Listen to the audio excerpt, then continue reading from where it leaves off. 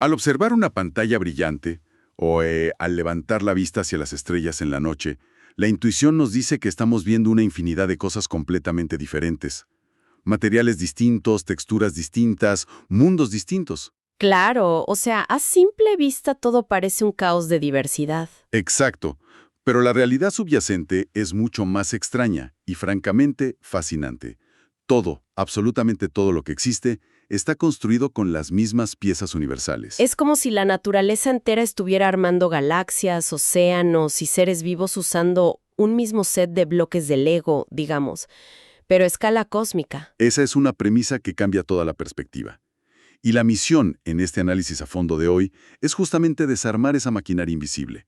Tomar esos conceptos sobre la estructura de la materia, que suelen parecer un muro impenetrable en los libros de texto, y desglosarlos paso a paso. Sí, porque la idea es revelar las reglas ocultas de este universo físico. Vamos a analizar qué hay exactamente dentro de estas piezas, por qué interactúan y cómo la ciencia logró mapear un territorio que el ojo humano jamás ha podido ver. Y bueno, para empezar, tenemos que viajar bastante atrás en el tiempo, tipo al siglo V a.C. Ajá, a la antigua Grecia. Totalmente. Cuando el filósofo Demócrito sugirió que si uno corta algo a la mitad una y otra vez, eventualmente se llega a un punto donde ya no se puede cortar más. Y luego, John Dalton, en 1808, retomó esto diciendo que la materia está formada por partículas pequeñísimas. Y de ahí nace el término fundamental, o sea, el átomo, que según los textos se define estrictamente como la partícula más pequeña y característica de un elemento que puede intervenir en una reacción química. Aunque, y aquí hay una ironía histórica tremenda, la palabra átomo significa literalmente indivisible. Es verdad, durante siglos se operó bajo esa suposición, que era un bloque sólido, el punto final de la física. Pero claro, el avance del conocimiento terminó destrozando esa noción. Totalmente. Resulta que el átomo sí tiene partes más pequeñas. Es más bien un universo en miniatura lleno de componentes dinámicos con roles súper específicos. A ver, desempaca un poco esa anatomía interna, porque pasar de un bloque sólido a un universo en miniatura es un salto grande. ¿Quiénes son los protagonistas allá adentro? Bueno, las fuentes mencionan 3 partículas subatómicas fundamentales. Primero, tenemos al protón. Es una partícula con carga eléctrica positiva y está anclada en el corazón mismo del átomo, en el núcleo. Y el protón es como el ADN del átomo, ¿no? Exacto. Dicta la identidad absoluta. La cantidad de protones es lo que conocemos como el número atómico, o la letra Z. O sea, pensándolo de forma práctica, si uno fuera el guardia de seguridad en un club químico, lo único que miraría en el documento de identidad es la cantidad de protones. Tal cual. Si tiene un protón, es hidrógeno. Si tiene 6, pasa como carbono. No hay excepciones a esa regla. Es una regla de oro. Y junto al protón, en ese núcleo central, está el neutrón, que, como su nombre indica, no tiene carga. Es neutro. Pero sí aporta peso, ¿verdad? Sí, claro. Si sumamos los protones y los neutrones, obtenemos el número de masa, representado con la letra A. Pero la verdadera acción no pasa en el núcleo. Ocurre afuera, con la tercera partícula, el electrón. El electrón siempre me ha parecido el comodín de la baraja. Es un personaje completamente distinto. Es el polo opuesto, literalmente. Tiene carga eléctrica negativa, lo que equilibra la carga positiva del núcleo. Y es increíblemente liviano. Su masa es casi despreciable comparada con el protón. Y no está quieto en el centro. Para nada. Está girando a velocidades vertiginosas muy, muy lejos del núcleo. Tratando de visualizar todo esto, porque procesar escalas microscópicas es difícil. Si logramos inflar un átomo hasta que sea del tamaño de un estadio de fútbol inmenso, el núcleo, o sea, los protones y neutrones, sería como una pequeña canica en el punto central de la cancha. Esa analogía espacial es perfecta. La escala es abrumadora.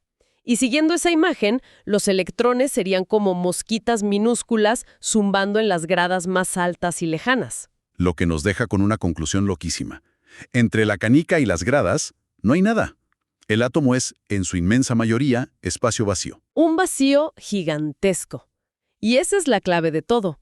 Como los átomos tienen este inmenso espacio exterior donde habitan los electrones, Son precisamente esos electrones exteriores los que interactúan con otros átomos. Ah, claro, porque son la cáscara del estadio. Exactamente. Y esas interacciones son las que llevan a la formación de cosas más complejas. Los átomos raramente andan solos por la vida. Se unen usando fuerzas de atracción, ¿cierto? Lo que los textos llaman valencia. Así es. Trabajan en equipo. Y cuando forman estas agrupaciones estables, cruzamos al siguiente nivel. Hablamos de moléculas. Que se definen como la partícula más pequeña de una sustancia que puede existir independientemente y conservar sus propiedades. Totalmente. Y aquí es súper importante diferenciar entre elementos y compuestos.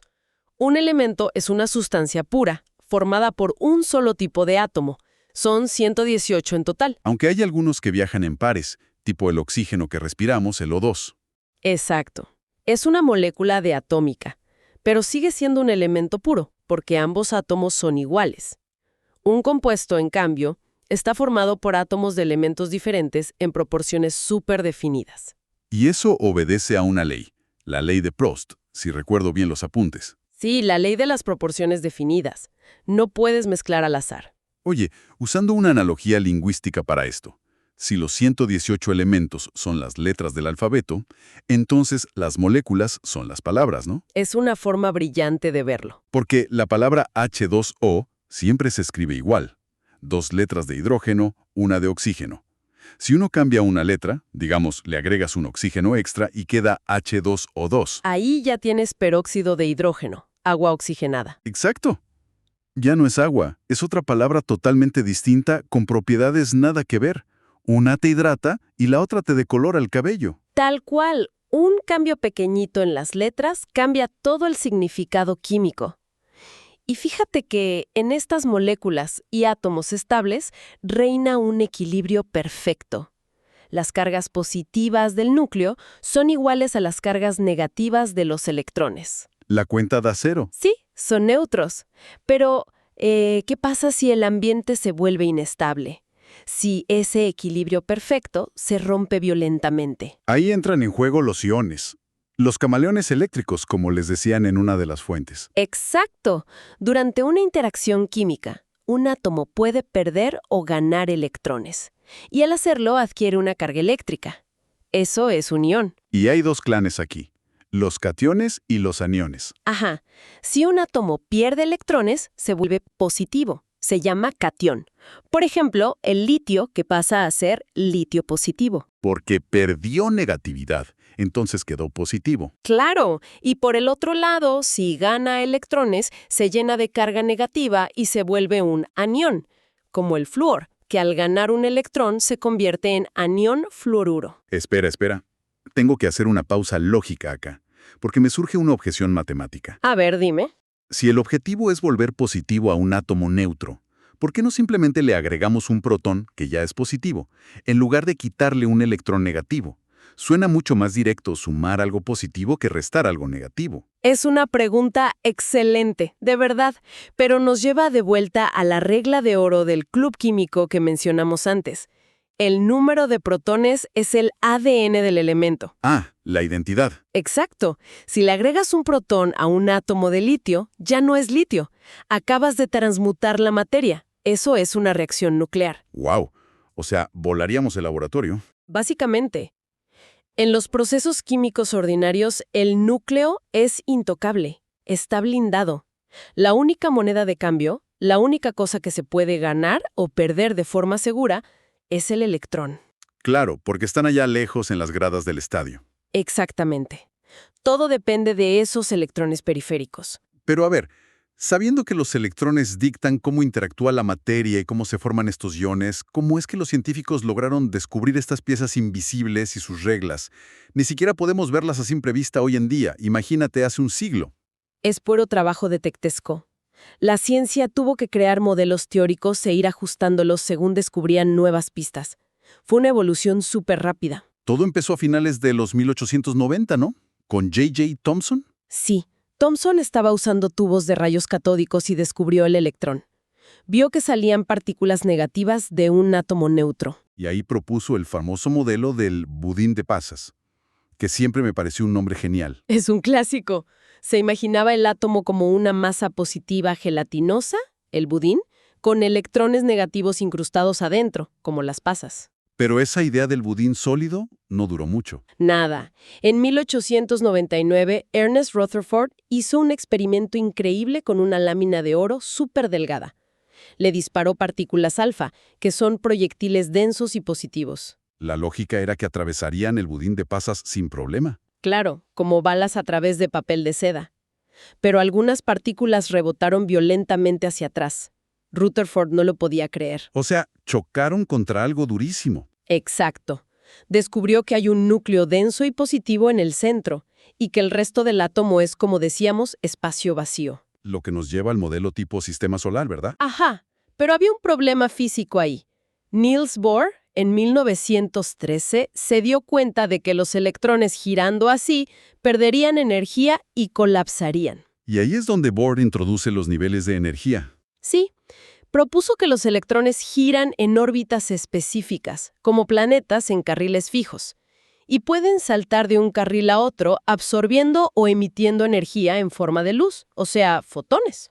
Oye, pero ese es el típico logotipo de la ciencia, ¿no?